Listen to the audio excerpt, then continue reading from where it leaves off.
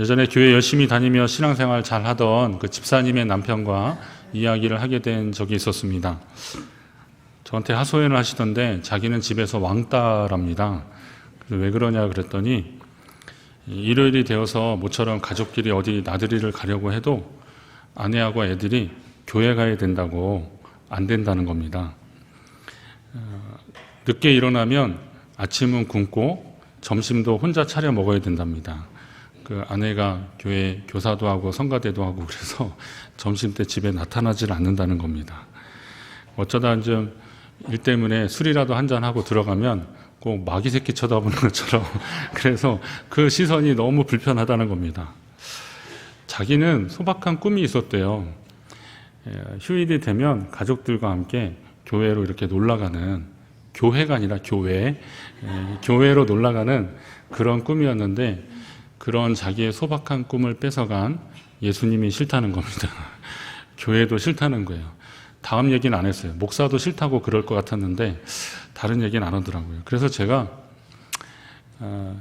그분 심정이 충분히 이해되더라고요. 그래서 그래도 보통 남편들 같으면 아예 교회 못 가게 아주 그냥 꽉 붙들어 맬 텐데 그래도 교회를 보내주셔서 감사하다고 제가 그랬더니 가정의 평화를 위해서 그런다는 거예요. 결혼 전에 교회를 같이 다니기로 정말 새끼손가락 걸고 약속을 했다는 거예요. 그런데 자기가 그러긴 싫고 아내라도 그냥 보낸다는 겁니다. 그런데 또 자기 사업이 이렇게 사업하는 분들이 그런가 봐요. 이렇게 좀 어렵고 힘든 고비들이 있는데 이상하게 그 고비가 잘 넘어가는 거 보면 아내가 교회 가서 기도를 많이 하는 것 같더래요. 그래서 이래저래서 교회는 그냥 보내는 거라고 그러더라고요. 우리는 조금 쉽게 생각하면 아니 자기도 예수 잘 믿고 교회 가면 식구들하고 같이 밥도 먹고 예배드리고 어디 놀러 가도 될 텐데 굳이 왜 그 이불을 고수하고 있어서 같이 예배 안 드리고 그럴까? 뭐 이렇게 어렵게 산다 이렇게 생각할 수 있겠지만 사실 그게 생각처럼 쉽지 않습니다. 마태복음 10장 35절 이하에 예수님이 그런 말씀하셔요. 당신이 온 것은 사람이 그 아버지와 딸이 엄마와 그리고 며느리가 시어머니와 불화하게 하려 함이라 그렇게 말씀하셨어요. 여기서 이게 불화란 그 뒤에는 계속 사람의 원수가 자기 집안 식구다 그런 말씀하시는데요. 이 불화하다는 말이 헬라어 원어로 보면 둘로 나누다 이런 말입니다. 아버지와 아들이 딸과 엄마가 그리고 며느리가 시어머니가 둘로 나눈다는 거예요. 왜 예수님이 이런 말씀을 하셨을까요? 이게 좀 신앙적 갈등이 있다는 것을 이야기하는 거죠.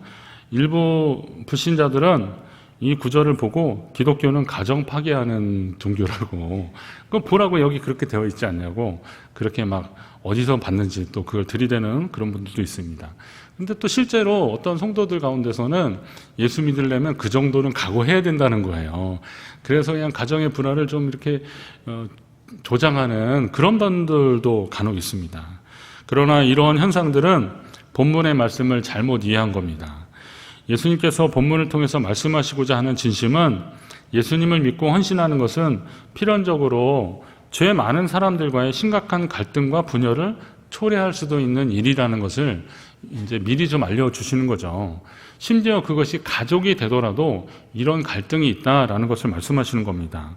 왜 그러냐면 복음이라는 것이 본질적으로 파괴적 성향을 가지거나 뭐 논리적 모순이 있어서 뭐 앞뒤가 안 맞아서 그런 것이 아니라 오히려 복음을 접한 각 사람의 부패한 심성, 이게 이제 죄의 부패성인데요.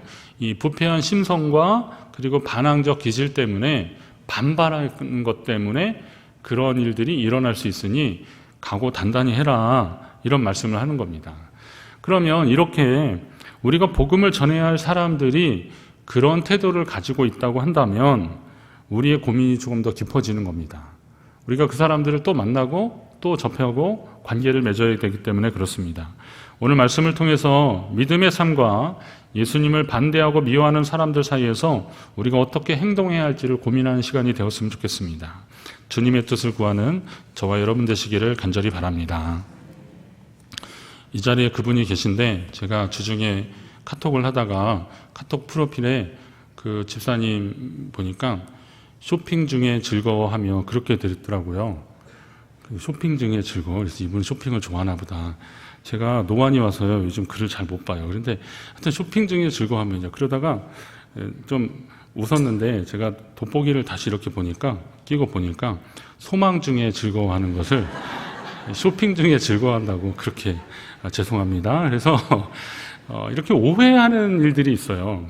하나님의 뜻을 오해하면 자기 종교가 된다 이런 말이 있습니다. 하나님 뜻을 오해하고 믿으면 자기 종교가 되는 거예요. 기독교라는 건 그리스도교거든요. 주님 예수 그리스도가 중심이 되는 종교인데 자기 중심의 종교가 된다는 거예요. 우리는 가끔 그런 실수를 하는 거죠. 제가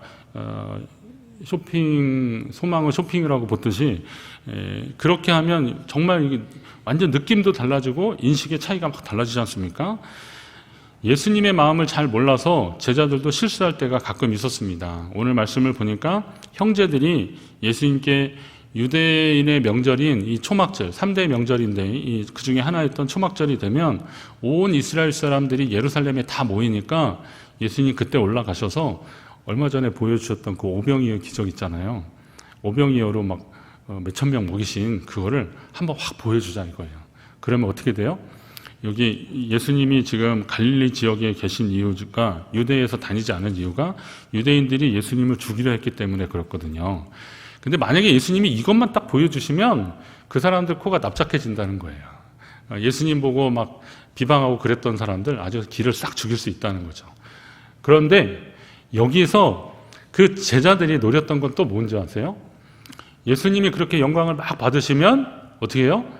그 옆에 있는 자기들의 어깨도 으쓱해질 것 같으니까 그런 날을 좀 보고 싶었던 거예요. 야, 이 정도면 이거는 뭐 예루살렘 다 죽었어 이런 거예요. 거기 좀 가서 이거 좀 보여주십시다. 한번 갑시다. 지금 마침 또 명절인데 이만한 때가 어디 있습니까? 한번 갑시다. 그렇게 이야기를 하는 겁니다. 그런데 예수님은 뭐라 그러셔요? 내 때가 아직 차지 못하였으니 나는 이 명절에 올라가지 않겠다. 이런 말씀하십니다. 과연 주님이 생각하는 때라면 언제일까요? 우리는 주님의 때에 대해서 얼마나 고민하고 있나요? 이 때라면 타이밍인데 어떤 시간들인데 그러면 하나님의 시간과 우리가 생각하는 시간은 어떤 차이가 있을까요? 하나님의 시간과 우리의 시간에는 어떤 차이가 있어서 주님은 주님의 때, 당신의 때를 또 말씀하고 계실까요? 그런 고민을 좀 할 필요가 있습니다. 초막절에 예루살렘에 올라가자고 제안한 제자들의 그 이야기를 거절하셨는데, 근데 10절 말씀을 한번 잘 읽어보시면 그 형제들이 명절에 올라간 후에 예수님 어떻게 하셨어요? 자기도 올라가셨어요. 그런데 나타내지 않고 은밀히 가셨다 그랬습니다. 아니 이건 또 뭐야? 그런 생각이 들어요. 가자 그럴 때는 안 간다 그러셨는데 제자들 간 다음에 형제들 간 다음에 당신은 혼자 그냥 은밀히 가셨어요. 나타내지 않으시고. 왜 그러셨을까? 좀 궁금해집니다. 성도는 믿음과 생활이 일치되는 삶을 살아야 되는데 예를 들면 부활을 믿는 사람들이라면 부활의 믿음이 있는 사람이라면 오늘 주어진 상황들 속에서 조금 더 책임 있는 삶을 살아야 됩니다. 한 번 왔다 가는 인생이니까 에라 그냥 인생 뭐 있냐 그냥 즐기자. 오늘을 즐기자. 까르페 디엠. 그러면서 그냥 그렇게 살 수 있는데 그런 사람들도 있는데 그러나 부활의 믿음을 가진 사람은 다음 세상을 준비하는 삶의 시간들을 하나님이 우리에게 허락하셨다라고 믿는 사람들이에요. 그러니까 오늘 우리에게 주어진 시간들을 더 소중히 여기고 진지하게 더 책임 있게 하나님 백성으로 살아야 될 책임이 있는 겁니다. 그렇기 때문에 어려운 가운데서도 환난 가운데서도 실망하지 않고 소망으로 인내하며 주님 바라보시는 저와 여러분 되시기를 바랍니다. 오늘 본문의 형제들 보면 그리고 제자들의 상황을 보면 어떻습니까? 그들은 예수님의 능력을 좀 자랑하고 싶었다 그랬어요. 그 주님을 등에 업고 사람들 앞에 좀 위세를 떨고 싶었습니다. 오병이어 기적 같은 그것만 있으면 뭐 예루살렘 뭐 다 뒤집어질 거라고 생각했고, 그 속에서 자기들이 받을 그 사람들의 어떤 부러움의 대상이 되는 거, 이것만 생각하면 정말 신났던 겁니다. 그래서 그렇게 좀 하시자고 막 그러는 겁니다. 그런데 여기서 그리스도인들이 실수하는 것 중에 하나가 뭐냐면, 부활의 주님, 영광의 주님, 능력의 주님, 승리의 주님만 믿는 데 익숙해서 오히려 주님이 그렇게 되시기 전에 겪었던 주님의 사역을 놓쳐버리는 겁니다. 주님이 그러한 영광을 얻기 전에 당하셨던 일은 십자가의 고난이라는 것을 놓쳐버리는 겁니다. 만왕의 왕이신 하나님의 아들이 사람들로부터 모진 고초를 당하셨습니다. 멸시와 천대를 온몸으로 받으셨습니다. 심지어 제자들도 예수님이 고난당할 때, 예수님 치조당할 때 괜히 엮이면 곤란해질까봐 먼 발치에서 보거나 도망가 버리고 말았어요. 예수님은 철저하게 외로우셨고 또 참 쓸쓸하게 그 고난을 온몸으로 혼자 담당하셨습니다. 본문 5절에 보니까 이는 그 형제들까지도 예수를 믿지 아니함이로라, 이런 말씀이 있는데, 여기에서 그들이 예수님을 거부했다는 것이 아니라, 예수님을 부인했다는 말이 아니라, 예수님이 이 땅에서 고난받으시고 십자가에 달려 돌아가시기 위해서 이 땅에 오셨다는 사실을 그들이 믿지 않았다는 거예요. 자기가 믿고 싶은 대로 믿었던 거예요. 그건 예수님을 믿는 게 아닌 거예요. 내가 예수님을 믿는다고 할 때 내가 믿고 싶은 대로 믿는 것은 예수님을 믿는 거 아닙니다. 내가 어떤 사람을 대할 때 그 사람에 대해서 내가 바라는 대로만, 내가 원하는 방식대로 그 사람에게 요구하면 그 사람 별로 싫어하지 않습니까? 예수님에 대한 믿음도 그런 거죠. 내가 믿고 싶은 대로 믿는 것은 그건 예수님을 잘 믿는 것이 아니라는 거죠. 영광의 주님, 승리의 주님만을 섬기려는 오늘날의 그리스도인들은 과연 예수를 믿는 것입니까? 고난이 우리 가운데 있고 시험이 닥쳐왔을 때 우리는 과연 어떻게 해야 되는 겁니까?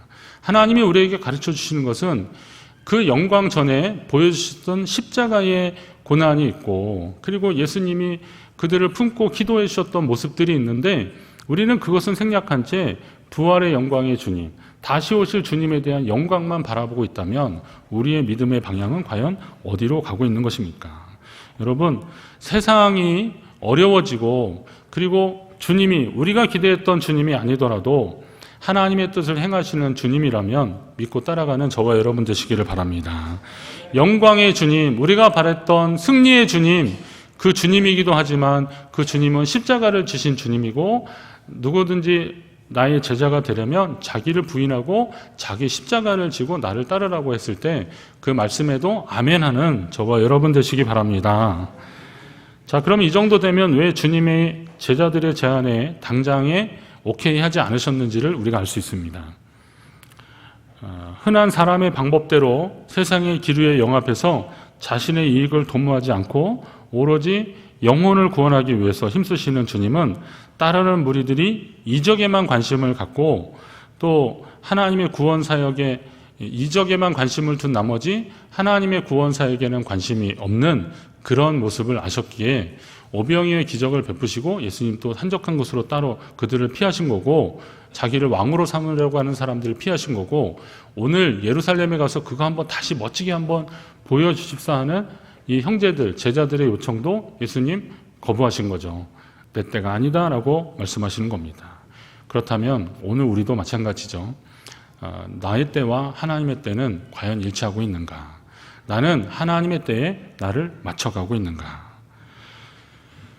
내가 준비 다 되었다고 주님더러 오시라고 급하게 조르지 않았습니까?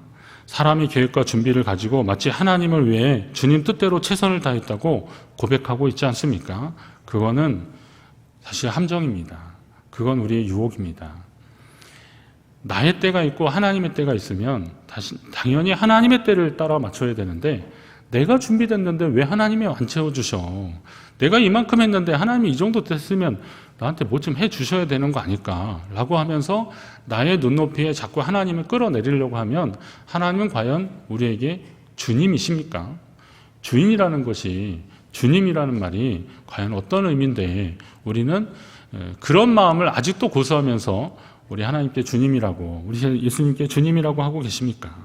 하나님의 뜻, 하나님의 뜻은 하나님이 기뻐하시는 그때가 분명히 있습니다. 우리는 그때를 알고 또 그때를 맞춰가고 그때를 깨닫는 그런 삶의 순간들이 우리 가운데, 그 믿음의 성숙함이 우리 가운데 있기를 소망하는 저와 여러분 되시기를 바랍니다. 혹시 예수를 믿는다는 이유 때문에 어려움 당하는 분이 계십니까? 7절 말씀에 보니까 세상이 너희를 미워하는 것이 아니라 나를 미워한다는 거예요. 이는 내가 세상의 일들을 악하다고 증언했기 때문에. 예수님이 세상을 향해서 그건 악한 것이다, 그건 죄다, 예수님 이렇게 지적하고 그러시니까 예수님을 미워하다 보니까 예수님을 따르는 사람들을 미워하게 된다는 거죠. 근데 결국은 너희가 아니라 나를 미워하는 거다라는 겁니다. 모세가 하나님 앞에 갔을 때 저들이 나를 원망한다 그러니까 하나님 그러잖아요. 그들이 너를 원망하는 게 아니야, 나를 원망하는 거야. 사무엘에게도 그럽니다. 그들이 왕을 구하는데 진짜 왕을 구하는 게 아니라 나를 왕으로 여기지 않아서 그런 것이다. 그런 이런 관점에서 보면 오늘 예수님도 이 제자들, 예수님을 따르는 사람들이 세상에서 만나는 고난과 어려움의 종류들에 대해서 충분히 아셨고 그걸 공감해 주시는 겁니다. 오늘 우리가 만나는 고난을, 그리고 우리가 만나는 그 박해를, 우리가 겪을 수 있는 그런 박해, 예수 믿는 것 때문에 당하는 불이익들, 이런 모든 것들을 누가 제일 잘 아셔요? 예수님이 아신다는 거예요. 친구도 알아줄 수 있고, 뭐 남편도 아내도 아니면 뭐 이웃도 나의 기도의 동역자도 알아줄 수 있겠지만, 우리가 예수를 믿는 것 때문에 만나는 어려움들, 고난과 그리고 시험과 환난, 이런 것은 누가 제일 많이 아시냐? 우리 주님이 아신다는 사실을 여러분 믿으시기 바랍니다. 누가복음 10장에 보면 내가 너희를 보내는 것이 어린 양을 이리 가운데 보낸 것 같다 그랬어요. 양을 이리떼 가운데 보내는 것은 그건 죽음이잖아요. 찢기고 그리고 먹히는 일들이잖아요. 그런 심정으로 제자들을 파송하면서 주님은 그들을 바라보셨던 겁니다. 그러면 오늘 우리의 삶은 과연 주님의 이런 공감을 이끌어내는 삶을 살고 있는가? 나는 신앙생활하면서 주님의 이 공감을 이끌어가고 있는가? 어려움 당한다고 했을 때 그 어려움의 원인이 혹시 나의 교만과 욕심 때문에, 나의 이기적인 생각들 때문에 만나는 어려움인데 혹시 이걸 착각하고 있지 않는지 우리 자신을 봐야 되는 겁니다. 그러니까 하나님의 뜻을 오해해서 자기 종교에 빠져서 살면서 나는 하나님의 뜻대로 산다고 착각하면서 만나는 어려움들이요. 이 어려움들 속에서 우리는 오히려 하나님을 위해서 당하는 어려움으로 착각하고 있어서는 안 된다는 거죠. 예수님이 너희가 내 이름으로 살다가, 내 이름으로 복음을 전하다가, 내 뜻대로 살다가 세상으로부터 미움을 당하고 어려움을 당하는구나. 주님에게 이런 위로를 받으시는 저와 여러분 되시기 바랍니다. 그런 마음으로 하나님 앞에 믿음으로 나아가십시오. 그런 마음으로 하나님 앞에 살려고 애써 보십시오. 그러면 하나님이 여러분과 함께 하실 것입니다. 누가복음 6장 22절 이하에 보면 인자로 말미암아 사람들이 너를 미워하며 멀리하고 욕하고 너 이름을 악하다 하여 버릴 때에는 오히려 너희에게 복이 있다 그래요. 왜 그러냐면 하늘에서 너희 상이 크다 그래요. 그들의 조상들이 선지자들에게 이와 같이 했다는 거예요. 이전에도 이런 일들이 있었다는 거예요. 주의 이름을 믿는다는 이유 때문에, 하나님 섬긴다는 이유 때문에 그들을 핍박하고 그들을 멸시하고 그리고 그들을 조롱하는 그런 시도들이 이전에도 있었다는 거예요. 그러니 실망하지 말고 좌절하지 말고 너희의 상이 크다는 것을 명심해라, 기억해라, 주님 말씀하시는 겁니다. 가끔 사역을 하다 보면 오해받는 경우들이 있고, 저뿐만이겠습니까? 성도들도 마찬가지입니다. 직장 내에서 그리고 지역에서 모임에서 믿음의 말들을 하거나 그리고 또 정직한 삶을 살려고 고집하고 그러면 왜 너만 그렇게 사냐고 그렇게 이야기합니다. 또 내가 알고 있는 어떤 믿는 사람은 너하고 다른데 그 사람 그게 잘못된 거냐라고 얘기합니다. 그럴 때 또 그가 잘못된 게 맞지만 또 그건 그 사람이 잘못됐다 말하면 또 누구를 정죄하는 거니까 그 말도 또 못하고 이러지도 못하고 저러지도 못하고 그냥 그 모진 비난을 다 감수해야 되는 그런 경우들이 있습니다. 그럴 때 참 우리는 참 힘듭니다. 목사님들 모임에서도 그런 경우들이 있습니다. 어떤 분이 너무 정직한 것을 막 얘기하고 그러니까 어떤 분들이 왜 이렇게 빡빡하게 그래, 은혜로 해 막 그럽니다. 은혜는 과연 뭘까요? 은혜는 그냥 대충 눈 감고 구렁이 담 넘어가듯 그냥 가는 것이 은혜입니까? 예수님은 우리와 같은 육체를 지니셨던 분이기 때문에 우리 인간적인 욕심들이 어떤 것인지를 아셔요. 말하자면 사람들 앞에 좀 드러나고 싶고 인정받고 싶고 그리고 또 자기의 모습을 통해서 칭찬받고 싶어하는 그런 거, 그리고 좀 위세를 좀 떨고 싶어하는 그런 마음, 그것이 얼마나 뿌리치기 힘든 유혹이라는 것을 우리 예수님이 알고 계십니다. 그러나 예수님은 잠깐 누리는 인간적인 기쁨과 자랑을 인류의 구원을 위한 하나님의 뜻과 바꾸지 않으셨습니다. 다시 말해서 하나님의 구원의 때를 묵묵히 기다리셨다는 겁니다. 믿음의 관점에서 잠깐의 기쁨과 영원한 기쁨에 대한 선택의 갈림길은 우리 앞에 계속 놓여져 있을 것입니다. 그러나 지혜로운 자는 순간보다는 영원한 것을 선택해야 됩니다. 오병이어의 이적의 여세를 몰아서 예루살렘까지 가서 그동안 예수님을 반대하고 핍박하던 사람들 앞에 보란 듯이 좀 갚아주고 싶었던 제자들의 마음과 달리 하나님의 구원 계획이 그렇게 인간적인 원리가 아니라 철저하게 준비된 때를 필요로 한다는 것을 아시고 기다리셨던 우리 예수님의 마음을 우리는 알아야 됩니다. 성도는 세상과 주님을 동시에 바라보면서도 주님의 방법을 더 구해야 되는 사람들입니다. 그렇다면 여러분의 가족이나 함께하는 분들이 아직 예수님이 우리에게 생명을 얻게 하시고 더 풍성한 것을 얻게 하시려 이 땅에 오셨다는 사실을 모르는 사람들, 아직도 그걸 모르니까 우리가 예수 믿는 과정에 일어나는 일들에 대해서 색안경 끼고 보고 있거나 또 그런 복음을 전하는 나를 거부하고 반대하고 미워하는 사람, 아직 예수님이 우리로 생명을 얻게 하고 더 풍성히 얻게 하려고 그렇게 우리 가운데 오셨다는 사실을 모르고 있는 사람들은 그런 반응들이 당연할 텐데, 그러나 그런 것 때문에 낙심하지 마시고 그런 것 때문에 힘들어하지 마시고 하나님의 때를 잘 준비해서 그에게 다가가시기를 간절히 바랍니다. 그렇게 할 때 하나님의 뜻이 이루어질 줄로 믿습니다. 우리의 시간과 하나님의 시간이 다르지만 그러나 같을 수 있습니다. 하나님께 맞춰달라고 할 것이 아니라 우리가 하나님의 시간을 향해서 나아가면 될 것입니다. 여러분이 그 하나님의 시간에 함께 동참하고 또 주의 일에 참여하는 믿음의 사람, 그래서 하나님의 뜻을 이루어 나가는 주의 백성 되시기를 주의 이름으로 축원합니다.